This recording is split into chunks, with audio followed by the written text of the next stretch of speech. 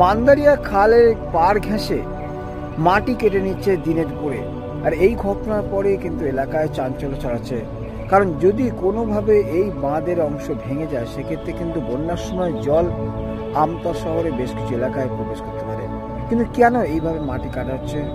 এলাকার মানুষজন যেটা জানাচ্ছে যে দিনের আলোয় এই মাটি কাটা হচ্ছে এবং বস্তা বস্তা করে নিয়ে যাওয়া হচ্ছে।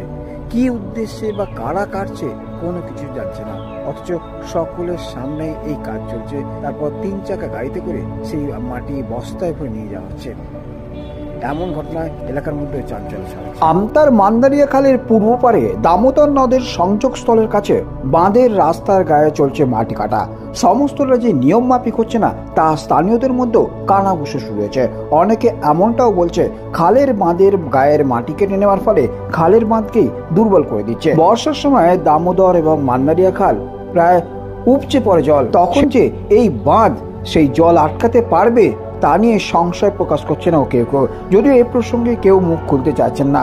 বিষয়টি নিয়ে অভিযোগ জানানোর প্রক্রিয়া শুরু হয়েছে বলে নাম প্রকাশে অনিচ্ছুক এবং ক্যামেরার সামনে আসতে অনিচ্ছুক এক ব্যক্তি জানালেন।